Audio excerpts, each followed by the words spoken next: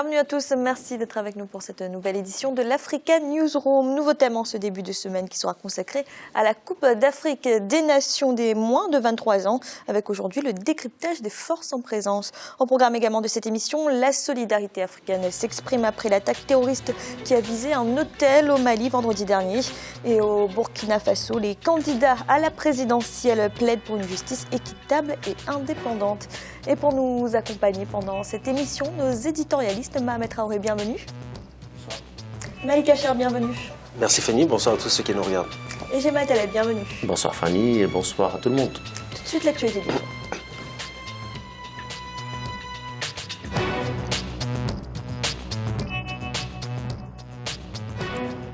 L'attaque terroriste qui a visé vendredi dernier un hôtel de Bamako, la capitale malienne, 3 pays voisins, la Mauritanie, la Guinée et le Sénégal, ont décrété 3 jours de deuil national.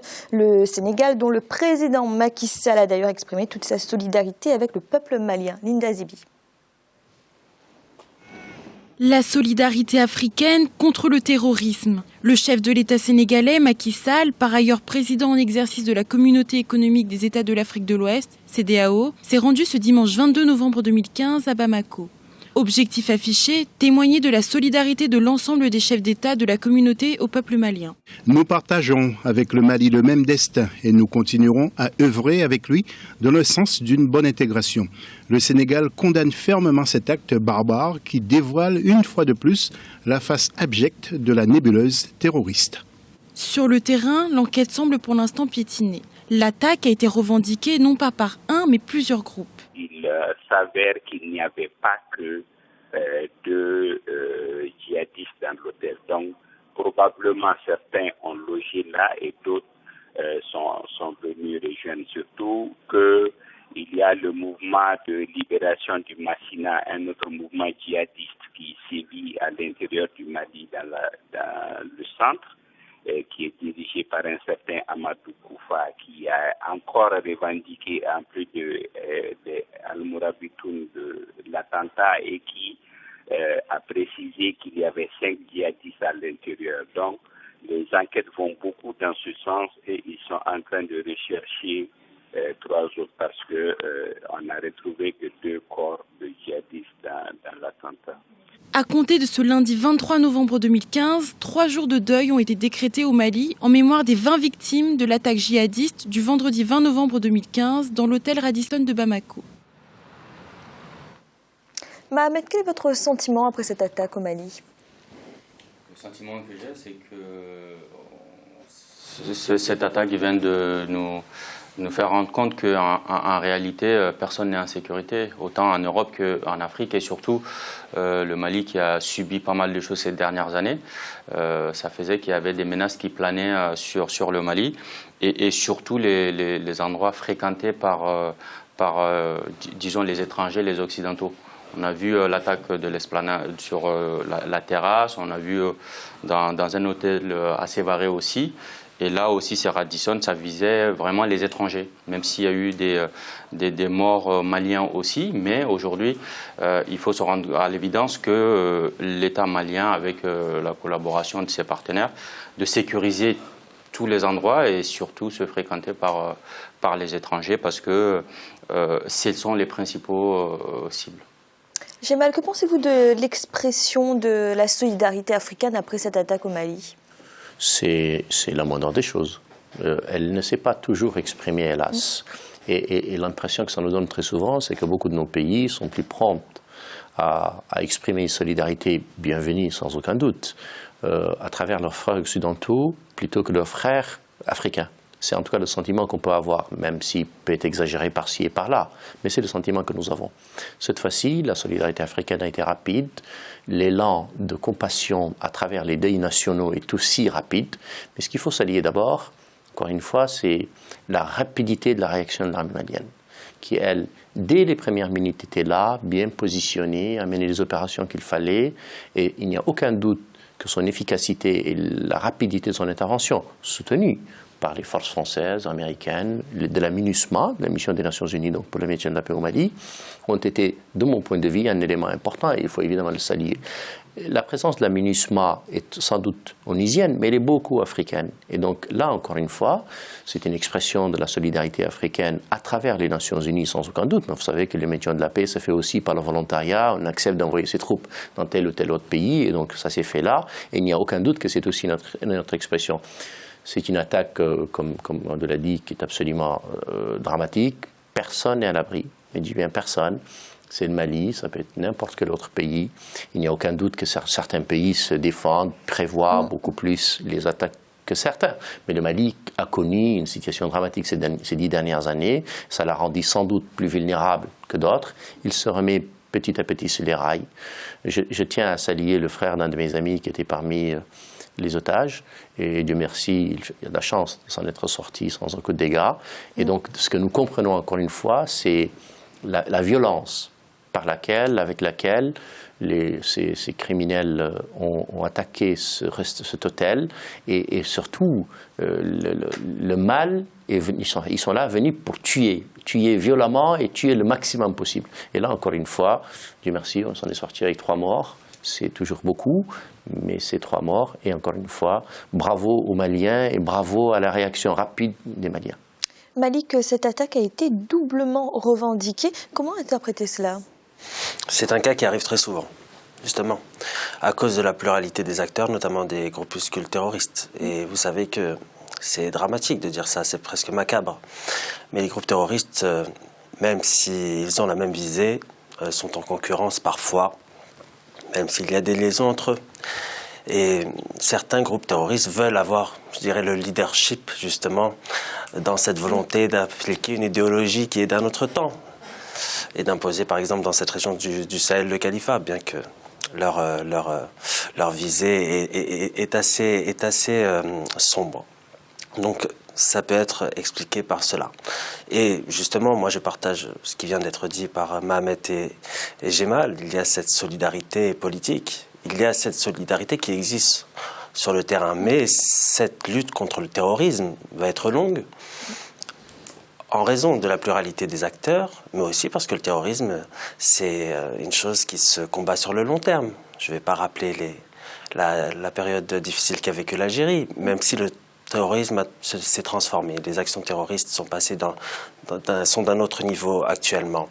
Donc il faut espérer que le travail qui est fait actuellement sur le renseignement, le travail qui est fait sur le plan de la coopération sécuritaire entre les États, même si parfois on dénonce une fébrilité de certains, elle se met petit à petit en place, mais ça va prendre du temps.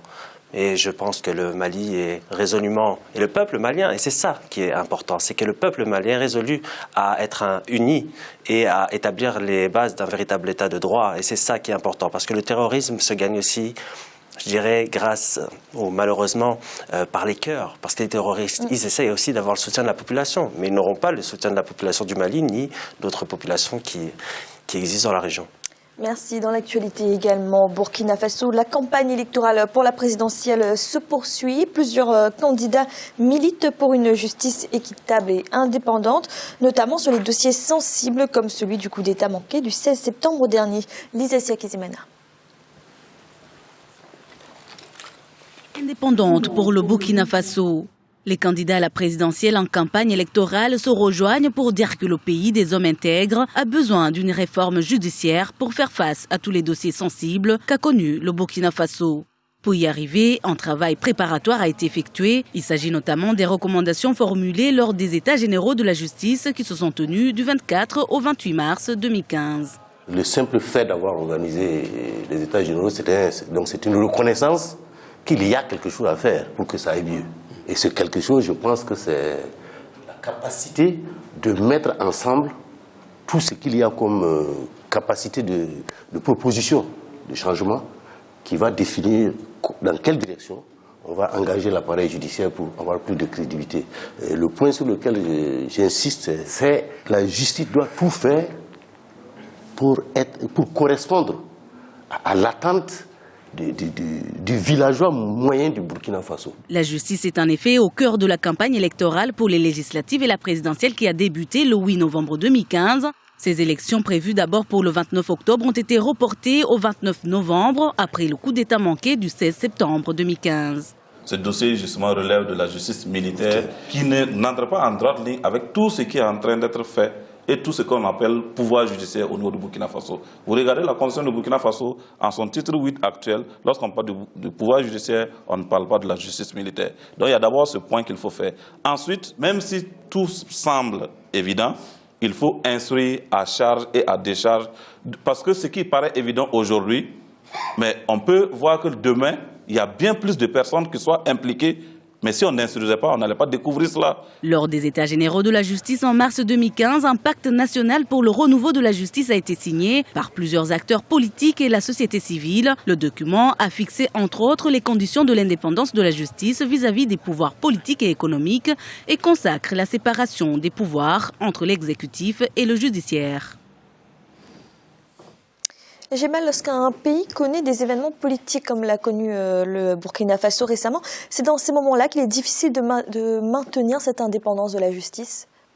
Non, on devrait plutôt profiter des moments pareils pour mettre à plat l'appareil judiciaire, faire un mot qu'on aime bien utiliser dans nos pays, les états généraux de la justice, et donc comprendre que la justice est le premier véhicule de la démocratie, c'est le premier véhicule des libertés, c'est la première garantie des libertés individuelles.